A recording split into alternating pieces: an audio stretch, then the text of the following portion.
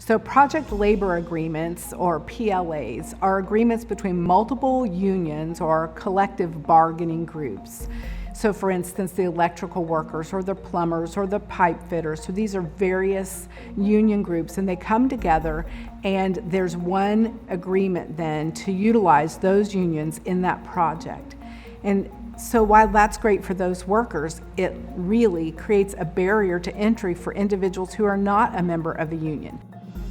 What a PLA typically says is that a contractor has to use most or all of their employees from union hiring halls. They've got to follow these union work rules. They've got to pay into union pension and benefit programs. And they've got to get apprentices through union affiliated apprenticeship programs. And what it effectively does is it causes non-union or merit shop companies to not be able to bid on that project. Legally, they're allowed to bid, but practically speaking, they cannot bid because they do not know what the union work rules are, or they're not willing to go to the union for their labor. They want to use their own employees to perform the projects. So the way that this works, a PLA requires companies, union and non-union, to get most or all of their employees from union shops. So if you're a merit shop or a non-union company, you literally have to discriminate against your own workforce. Again, in order to comply with the project labor agreement, you have to discriminate against non-union workers. And by the way, that's somewhere between 85 to 90% of the entire workforce in the country. For me, the most unfair on project labor agreements is simple. It's giving up ownership of your company. That's exactly what it is. If you're a construction owner and you sign a PLA, you have literally put your own people on a bench to hire union workers. There is no way in hell that's fair to anybody. So you know what that contractor does? He doesn't bid on them.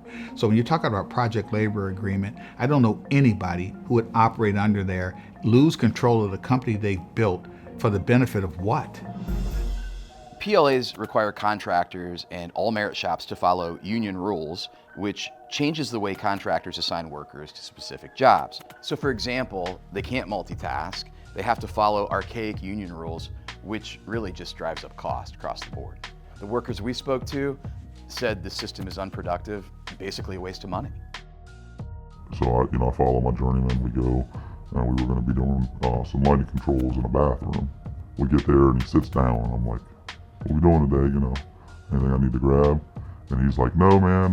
We'll wait for our foreman to bring us our materials." An hour passes by, and I'm like, "Do we need to go get somebody?" He's like, "No, we need to sit here until he brings us our stuff." So when I hear this story, what I think about is these are public work projects, all to benefit about 10% of the workforce. It's crazy.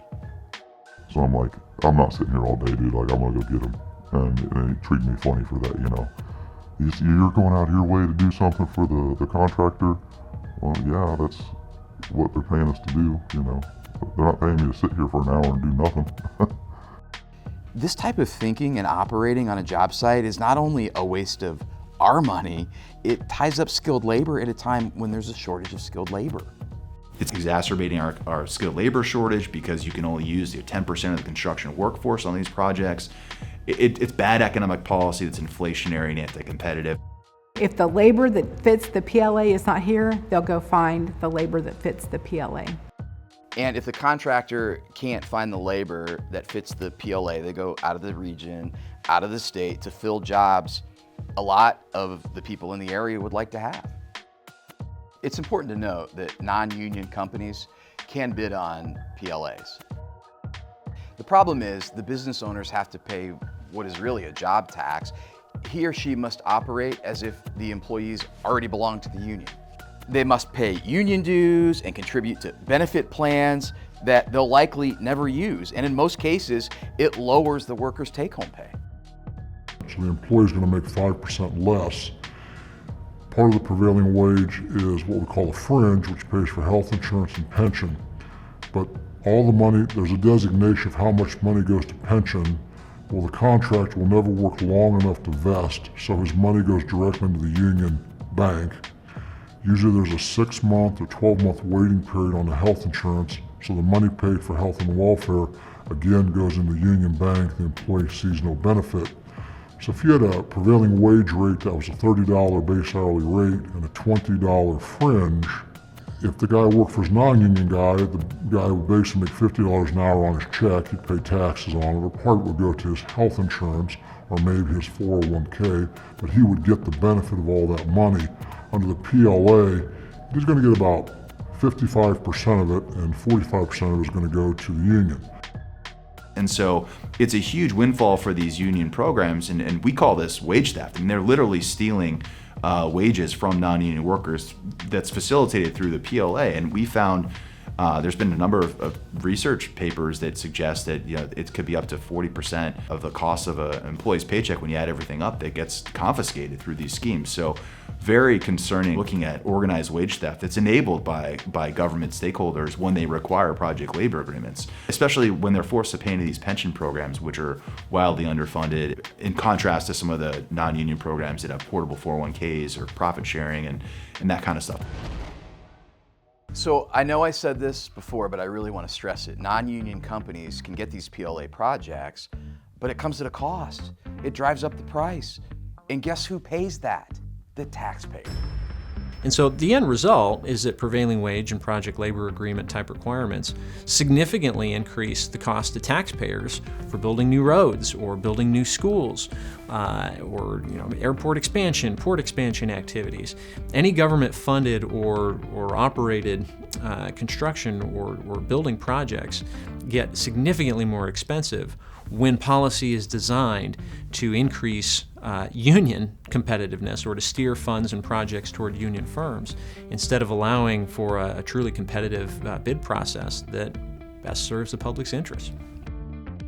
So that affects the taxpayer, and if the union companies know this, so they're going to bid accordingly because there's less competition, and that also cuts into what is already a shortage of labor. I think the union only has 10 or 15% of labor anyway, so they can't man the jobs, so obviously you pay more.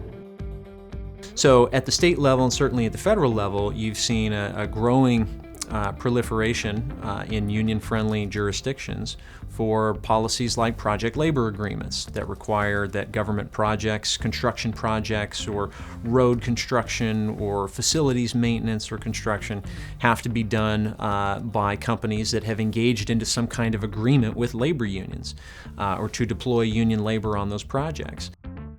And it's steering work to this union-only, high work rules, high regulation, limited productivity sector. You're getting about 20% of your construction value reduced. And so you're overpaying for something, and that's never a good thing, particularly if it's the taxpayers. So it's not translating to more money to the workers, it's translating more money into the union budgets, which then allows them to maintain their political advocacy machine. Another great example of private sector trade unions manipulating the levers of government for their own advantage is prevailing wage laws, which just dictate essentially that government has to pay an artificially high price for the labor that it contracts with for these construction-related projects.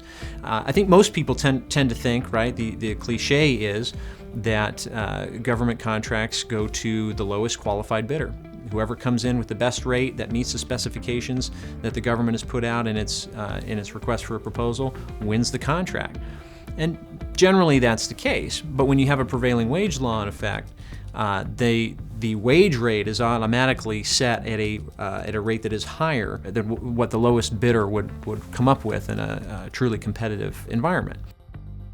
So for the construction industry, which is where I'm focused, the merit shop firms are not constrained by what they call union collective bargaining agreements. And the employers of Associated Builders and Contractors will say that there's a lot of advantages to not being bound by these collective bargaining agreements with respect to productivity and merit. Workers can advance based on the value that they bring to the job site, their safety, their training, their productivity, their work ethic, their attitude, and they're not paid the same rate, which is what would be the case under a collective bargaining agreement.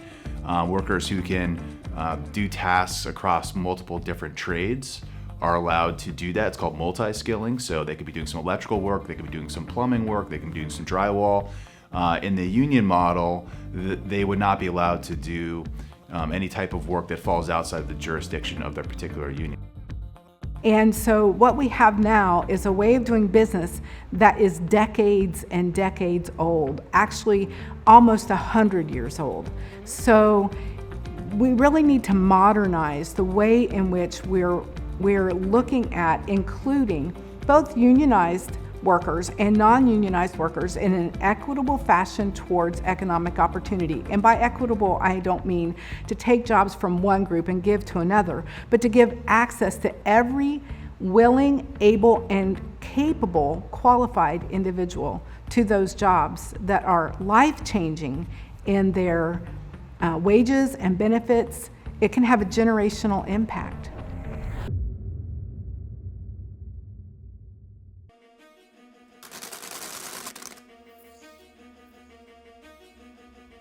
So this is a list of troubled pensions just in Ohio, and they're ranked by severity. I mean, look, the multi-employer pension system is broken, and it's been broken for a long time. It is a bit of a Ponzi scheme, and it's sort of like Social Security because it depends on the new people coming in to make the benefits and promises that are made to the older folks and retirees whole. It's a doom loop, ultimately. Economic conditions always change, and the moment you hit any kind of economic headwinds, the pension fund's viability drops through the floor.